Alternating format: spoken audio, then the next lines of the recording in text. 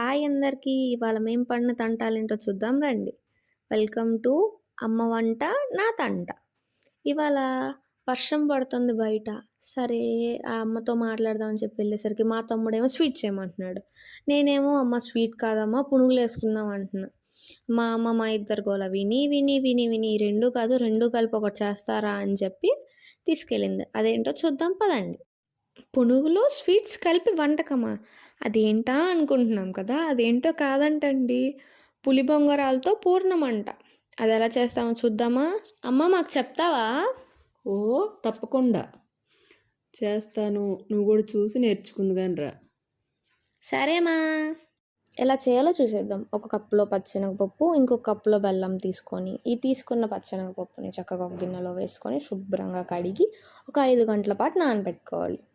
ఈ నానబెట్టుకున్న పచ్చెనగపప్పుని తీసుకొని కుక్కర్లో వేసి మెత్తగా ఉడికించుకోవాలన్నమాట. ఒక 5 విజిల్లు వచ్చేదాకా ఉడికించుకున్న తర్వాత తీసుకున్న బెల్లం ఉంది కదా, ఆ బెల్లాన్ని ఈ ఉడికించుకున్న పచ్చెనగపప్పు మిశ్రమంలో వేసి బాగా కలుపుకొని పొయ్యి మీద పెట్టాలన్నమాట. ఇది పొయ్యి మీద పెట్టాక బెల్లం కరగడం స్టార్ట్ అవుతూ ఉండిద్ది. ఇది స్టార్ట్ అవుతున్నప్పుడు తిప్పుతూ ఉండాలండి, లేకపోతే అడుగంటిపోయిద్ది.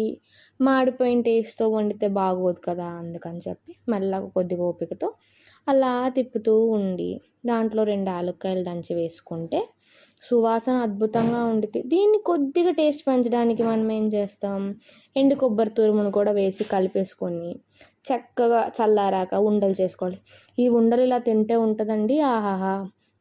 మా అమ్మని తినడానికి ఇమ్మంటే చూడండి నా చెయ్యి ఎలా నెట్టేస్తుందో.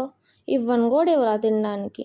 ఇవన్నీ చక్కగా ఉండలు చేసుకుని ప్లేట్లో పెట్టుకున్న తర్వాత పొంగనాలు బాండిని పొయ్యి మీద పెట్టుకొని అందులో నూనె వేసి నూనె కాగాక ఈ ఉండల్ని ఆ దోశ బ్యాటర్లో వేసుకొని చక్కగా ఈ పొంగనాల బాండిలో ఒక్కొక్కటిగా వేసుకుంటూ బయటకు రానికుండా జాగ్రత్తగా వేసుకుంటూ ఉండాలండి. ఇది అన్నీ వేసుకున్న తర్వాత కొద్దిగా నూనె పైన